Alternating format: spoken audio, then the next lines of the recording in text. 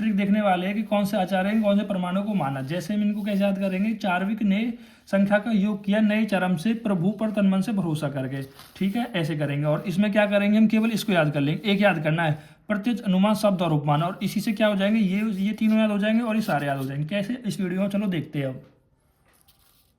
Hello everyone, आज हम समझने नहीं वाले, आज हम ट्रिक बताने वाले हैं। किसके बताने वाले हैं, जितने भी हमारे आचार्य और दर्शन है, इन्होंने कितने प्रमाणों को माना है, उनके प्रमाणों का नाम क्या है। देखो, पहले हम इसको एक कॉन्सेप्ट से समझने की कोशिश करेंगे ताकि आपको बहुत लंबे समय तक याद रहे। और जब एक कॉन्सेप्ट से भी आपको समझ में नहीं आएगा तो हम बताएंगे इसकी ट्रिक, ताकि आपको अच्छे से याद हो जाए। ये होता क्या है कि आपके जितने भी पदार्थिक ज्ञान के चैप्टर है, उनमें कोई ना कोई आचार्य दर्शन आता है जो अपनी अपनी एक प्रमाण बताता है।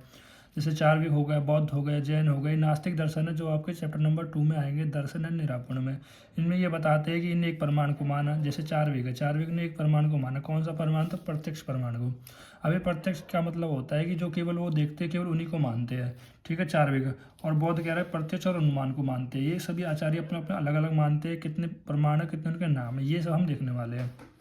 देखो, जो अगर आपने चैप्टर नंबर 2 पढ़ा है या नहीं पढ़ा है, तो जब आप इसमें पढ़ोगे तो चार्विक ने बताता है कि प्रमाण कितने होते हैं, केवल एक ही प्रमाण को मानते हैं। ये प्रमाण को क्यों मानते हैं? क्योंकि एक नास्तिक ये कह रहा है कि नास्तिक होते हैं, जो चार्विक होते हैं नास्तिक दर्शन होते हैं, मतलब ये भगवान को नहीं मानते, ये केवल उन चीज़ों को मानते हैं जिनको केवल देखते हैं। तो एक इनको मानते हैं, प्रत्यक्ष को मानते हैं। फिर आता है बौद्ध एंड जैन को। बौद्ध एंड जैन भी क्या थे? नास्तिक दर्शन थे। बस इन्होंने प्रमाणों को एक ना मान के कितना माना है? 2 माना है, ठीक है। मतलब प्रत्यक्ष माना है, मतलब कह रहा है कि पहले तो वो चीज़ों को, मतलब जो दिखता है उसको मानते हैं, और कह रहा है अनुमान को भी मानते हैं, अनुमान प्रमाण को भी मानते हैं। तीसरा है संख्या योग। देखो, संख्या योग, ये कौन, संख्या और योग दर्शन, ये कौन से थे? ये हमारे पास आस्तिक दर्शन थे, ठीक है। ये कौन से थे? आस्तिक दर्शन को, मतलब भगवान को मानने वाले, ठीक है, जो कि 3 प्रमाणों को मानते थे, प्रत्यक्ष को भी, प्रत्यक्ष को, और अनुमान को, शब्द को। शब्द को हम कह रहे हैं कि आप तो उपदेश भी बोल देते हैं। शब्द को हम क्या बोल देते हैं? आप तो उपदेश।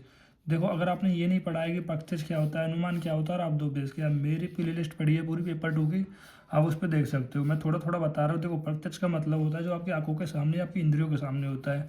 और अनुमान का मतलब होता है कि आप कह रहे किसी को देखने के बाद, कह रहे हो जैसे आप किसी पेशेंट को देख रहे हो, उसके रोग को देख रहे हो, तो उसके बाद क्या आप अनुमान लगाते हो, ठीक है। और फिर होता है शब्द। शब्द का मतलब होता है आप दो उपदेश, ठीक है। मतलब आपको बुकिश नॉलेज कितनी है, ठीक है, मतलब आपको कितना ज्ञान है, वो होता है आप तो उपदेश, ठीक है। और जब आपको ज्ञान होगा तभी तो कह रहा है कि आप किसी को उपदेश दे सकते हो। तो ये चैप्टर हमने डिटेल में अब सब कुछ देखा, तो आप वहाँ से देख सकते हो। अब देखो, न्याय ने कितने माने? 4 माने। कौन कौन सा? प्रत्यक्ष, अनुमान, शब्द और उपमान। प्रत्यक्ष, अनुमान, शब्द और उपमान। ये न्याय वाला भी कह रहा है कि हमारे चैप्टर 2 में मिलेगा। अब एक आता चरक।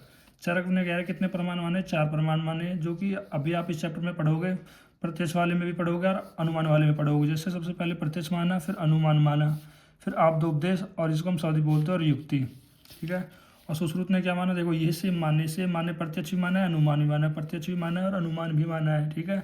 और आप दो उपदेश भी माना है। आप दो उपदेश को इनको आचार्य चरक ने आप दो उपदेश कहा है, लेकिन आचार्य सुश्रुत ने आप दो उपदेश ना कहकर इसको क्या बोला है? आगम बोला है। आगम कुछ नहीं है, वो शब्द और आप दो उपदेश, तीनों ही टर्म एक है। ध्यान रख लेना, जो आगम है और शब्द है और आप दो उपदेश है, तीनों ही टर्म क्या है? एक ही है, ठीक है। और फिर कह रहा है कि आचार्य सुश्रुत ने कह रहा है कि युक्ति ना मानकर क्या माना है? उपमान माना है। उपमान का मतलब होता है जब भी दो वस्तुओं के बीच में कंपैरिजन किया जाता है ना, तो उसको हम उपमान बोला जाता है। फिर आता है प्रभावकार। प्रभावकार ने कह रहे परमाणु को कितना माना है? 5 माना है। 5, 4 तो वे सेम है। कौन कौन से भाई? देखो, 4 को तो आप याद ही कर लो। कौन कौन से को याद करना है आपको? देखो, आप इन चारों को कर सकते हो। पहला प्रत्यक्ष, दूसरा अनुमान, तीसरा शब्द और चौथा उपमान। आप इनको याद कर सकते हो। आप इनको याद ना कर सके तो 3 को याद कर सकते हो। देखो, 3 को भी कर सकते हो। देखो, ये 3 प्रत्यक्ष, अनुमान और शब्द, यानी प्रत्यक्ष, अनुमान, आपदोपदेश। आप देखो, ये अच्छे से याद कर लो, ये प्रत्यक्ष को, अनुमान को और आपदोपदेश को। अगर आप इनको अच्छे से याद कर लोगे तो बस कुछ नहीं है। फिर न्याय में कह रहा है कि उपमान जोड़ देना है। चरक ने कह रहा है कि युक्ति। भाई, चरक तो हमेशा युक्ति निकालते हैं। चरक की बात जब भी देखो, जब भी युक्ति की बात आए, जब तो चरक की बात आनी है। ऐसे चरक का ध्यान रख लोगे।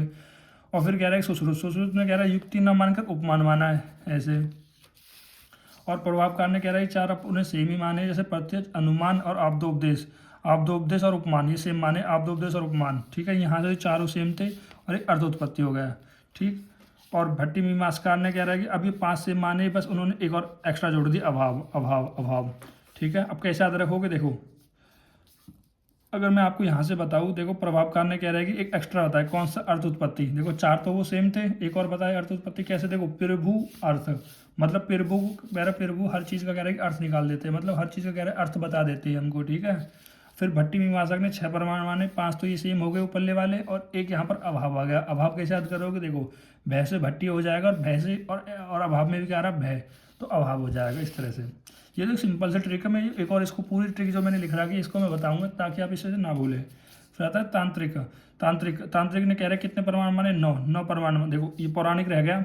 पौराणिक ने कह रहे कितने माने, 8 माने, 8 जो 6 तो हमारे ऊपर ये सेम हो जाएंगे, 5 + 1 = 6 सेम हो जाएंगे, और 2 और आते हैं संभव ऐतिहास। अब देखो, अब पुरानी से मतलब पुराना कौन है आपका, इतिहास है, और इतिहास को पढ़ना संभव है, ठीक है। तो इस तरह से, क्यों भाई डिजिटल होगी ये सब चीज़, तो कैसे याद करोगे, यानी कि इतिहास कह रहे जो पुराना इतिहास आज पढ़ना संभव है, इस तरह से। फिर आते हैं तांत्रिका। जो ये तांत्रिक होते हैं, तांत्रिक ये कितने होते हैं, 9 प्रमाण। 8 तो ये सारे ऊपर सेम हो जाएंगे, एक और इसमें ऐड हो जाएगा जिसको हम बोलते हैं चेष्टा।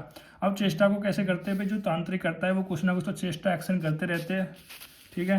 फिर अन्य में 9 सेम हो जाएंगे, और जब अन्य का मतलब क्या है, जो अन्य मतलब जो कुछ बचा हुआ है यानी परिशेष।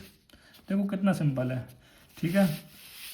अब मैं देखो अभी परमाणु को कैसे याद करें, देखो पहले मैं आपको इनकी ट्रिक बता देता हूँ, ठीक है। कि आप जब भी कह रहे थे 11 जो हमारे पास ये है ना आचार्य दर्शन है, इन्होंने कितने प्रमाण माने, जब ये आचार्य दर्शन 11 आपको सीक्वेंस से नाम याद होगा तो इनको तो आप यूं ही लिख दोगे। कैसे लिख दोगे वो भी बताऊंगा, पहले आप इनको नाम से याद करो। कैसे, देखो पहला क्या है, चार्विक, बौद्ध, संख्या, योग, न्याय, चरक, सुश्रुत, प्रभावकर, भट्टी मीमांसक, पौराणिक, तांत्रिक, अन्य। कैसे याद करोगे, देखो चार्विक का हमने ले लिया चय, और बौद्ध का ले लिया बै।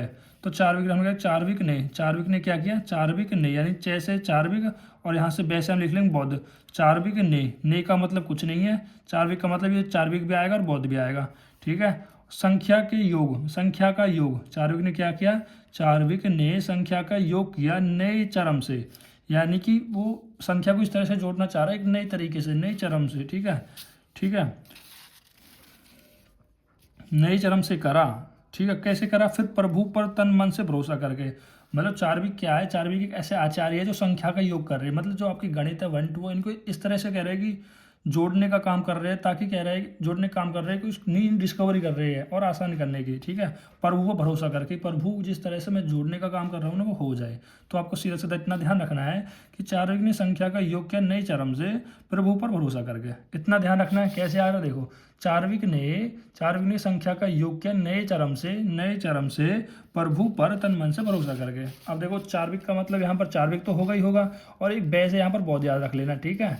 अब फिर तीसरा आप याद रखोगे संख्या का योग का, चार्विक क्या करें, संख्या का योग यानी सांख्य दर्शन और योग दर्शन, एक और भी अच्छी याद हो गई, ठीक है। ये दोनों ही कैसे हमारे पास आस्तिक दर्शन है। फिर आ जाते हैं संख्या का योग के नए तरीके से, नई से क्या याद रखोगे, नया, ये भी हमारे पास आस्तिक दर्शन है।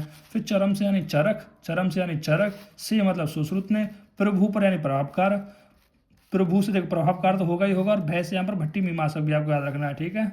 फिर यहाँ पर मतलब पौराणिक, तन मन से यानी तांत्रिक, किया भरोसा करके, और लास्ट में आप अन्य लिख दोगे। तो इस तरह से शायद आप आराम से लिख सकते हो। फिर से एक बार बोलने की कोशिश करो, चार्विक ने संख्या का योग किया नया तरीके से, ठीक है, पर वो भरोसा करके। कितने सिंपल है भाई, चार्विक कोई मान लो, कोई चार्विक है, कोई आचार्य, कुछ भी मान लो, बस वो संख्या के योग कर रहे एक नई तरीके से भगवान पर भरोसा करके, बस इतना याद हो गए। अब इनको कैसे याद करोगे, इतना 1 2 तो सबको ही आते होंगे भाई, 1 2 तो सबको आते होंगे, तो जोड़ दो 1 2 3 1 2 3, 3 के बाद आएगा 4 कितनी बार लिखना, 3 बार, तो 1 2 3, और 4 कितनी बार लिखना, 3 बार, तो 4 4 4, सिंपल। फिर आगे 4 के बाद 5 के बाद 6, बस 7 नहीं है, थाला फॉर रीजन नहीं है, ठीक है। यहाँ पर कितना आ जाएगा, 7 के बाद 8 9 10, बस 7 एंड थाला फॉर रीजन को आप हटा देना, और आपको प्रमाण बिल्कुल ऐसे याद हो जाएंगे, ठीक है। सर ये भी याद हो गई, सर ठीक है हमें आचार्य भी याद हो गए, सर ठीक है हमें प्रमाण भी याद हो गए, सर परमाणु के नाम कैसे याद होंगे, अरे ये तो और भी सिंपल है। मैंने क्या बताया, आप केवल 4 याद कर लो, कौन कौन से, जो आपको पता भी होना चाहिए। प्रत्यक्ष, देखो प्रत्यक्ष, अनुमान, शब्द और उपमान, ये याद कर लो बस। प्रत्यक्ष, अनुमान, शब्द और उपमान। भाई प्रत्यक्ष, मान लो कोई आपके पास कोई पेशेंट है, ठीक है, तो सबसे पहले क्या करोगे भाई, सबसे पहले देखो जैसे सीक्वेंस नहीं, सीक्वेंस पहले सबसे पहले शब्द होता है, यानी अब्दोपदेश, मतलब पेशेंट को देखने से पहले उस रोग के बारे में आपको जानकारी होना चाहिए, वो पढ़ते हैं हम अब्दोपदेश में, ठीक है। फिर नंबर 1 ये पढ़ा, फिर उसके बाद हम करते प्रत्यक्ष। प्रत्यक्ष का मतलब फिर उस पेशेंट को देखते हैं, ठीक है, हमको रोग के बारे में पता है, उस पेशेंट के अब रोग को देख रहे हैं। फिर थर्ड पे आता है अनुमान, अब उस रोग के बारे में हम अनुमान लगा रहे हैं, ठीक है। फिर फोर्थ पे आता है कंपेयर, अब उससे किसी रोग मतलब उसको कंपेयर कर रहे हैं, फिर कंपेयर करके उस रोग को समझा रहे हैं, ठीक है, पेशेंट को। तो इस तरह से तो आप ध्यान रख लेना। पहला आपको ऐसे याद करना है, आप्तोपदेश, प्रत्यक्ष, अनुमान और उपमान। आप्तोपदेश कैसे भी याद कर लो, 4 याद होने चाहिए अल्टीमेटली। मान लो प्रत्यक्ष, अनुमान, शब्द और उपमान 4 याद होने चाहिए। अब देखो चार्विक तो मैंने बता दिया कैसे याद करना है। नास्तिक दर्शन थे केवल प्रत्यक्ष को मानते, जो दिखता है वही होता है। बौद्ध भी कह रहा है कि नास्तिक थे, ठीक है। प्रत्यक्ष और अनुमान, इन्होंने थोड़े अनुमान को और मान लिया है, बस एक एक एडिशनल जोड़ना है आपको। देखो चार्विक प्रत्यक्ष, बौद्ध प्रत्यक्ष, अनुमान। संख्या का तो एक और जोड़ दो, सब जोड़ दिया ना, अब तो उपदेश जोड़ दिया, ठीक है। फोर्थ आ गया तो 4 जोड़ने हैं। आपने ये याद किया, ऊपर 3 आपको याद हो गए। कैसे? 1 करना है, फिर 2 करना है, फिर 3, इस तरह से तो करना है यार। 1 2 में तो कोई ऐसा थोड़ी नहीं है, रॉकेट साइंस नहीं है इतनी। फिर अब चरक आ जाते हैं, अब चरक याद आ जाएंगे भाई, ये 3 तो अब भी सेम ही है, प्रत्यक्ष, अनुमान और आप्तोपदेश, ठीक है। अब भाई चरक जब भी आता है युक्ति की बात लाते हैं। चरक हमेशा कह रहे जो युक्ति की बात बताइए, वो चरक ने भी बताई है, वो आपने चरक सूत्र में पढ़ा भी होगा। चरक सूत्र 93 की युक्ति की बात केवल किसने की? चरक ने की। और अच्छा वैध वही होता है जो युक्ति इसको आती हो, ठीक है। इतना हो गया। अब सुश्रुत ने क्या, देखो अब वही करना क्या है भाई, प्रत्यक्ष लेना है आपको, अनुमान लेना है, शब्द लेना है, ठीक है, यानी आप्तोपदेश लेना है। वही बात है, शब्द आप्तोपदेश।